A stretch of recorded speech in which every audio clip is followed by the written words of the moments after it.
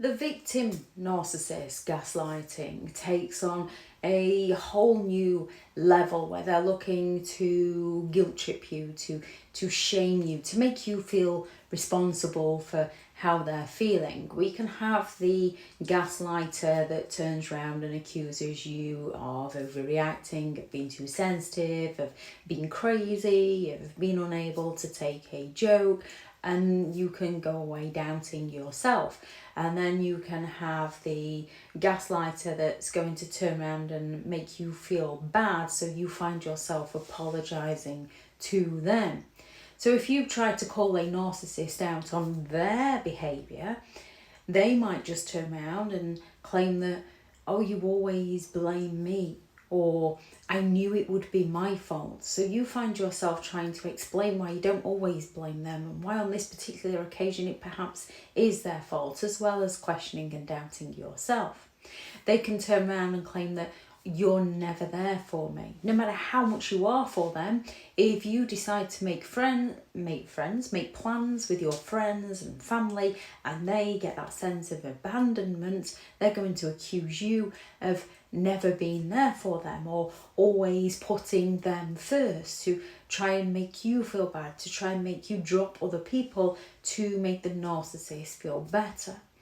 When they are exaggerating, lying, feeding you a story, and you simply don't believe it because you've seen it and heard it all before, they can turn around and say, oh, you always doubt me, you don't trust me.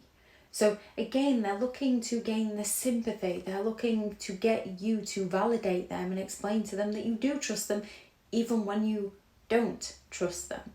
They can turn around and say, oh, I can't do anything right, can I? A narcissistic individual will happily use weaponized incompetence to get at you. They will promise to do something and they will fail to do it, or they will do it badly. And then when you try to offer them that constructive feedback, which they do not like, they're going to turn around and say, oh, I can't do anything right for you, can I? I don't know why I bother. They can turn around to you and say, you make me feel. And as you're a genuine person with compassion, you feel bad and you try not to make them feel that way in the future. Yeah, if you tell them how they're making you feel, then you're too sensitive, you're insecure, they're sorry you feel that way. They can turn around and do something badly, and when you call them out, they can claim that you never appreciate anything that they do for them. Or they can turn around when something goes wrong and say, oh, I knew it would be my fault, that you always blame me again. They can put minimal effort in and then turn around and claim to you that they're trying their best, but nothing ever seems to be good enough for you. When they're not trying their best, they're putting the bare minimum in. They don't want to try any harder because they're not interested. When you call them out on something, they can turn around and say, oh, here we go again, twisting my words again. Everything's always about you, isn't it? And they like to use the words of sort of always and never within these phrases.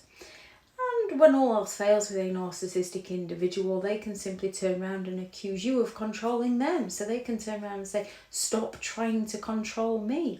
At which point you can stand and think, hey, I'm not trying to control anyone. And when you really think about it, you can recognise that they're the one who is actually trying to control you, and they're just projecting out onto you. It's their defence mechanism so that they can work reality into their favour and gain the validation that they're not the issue by getting you to work harder to please them.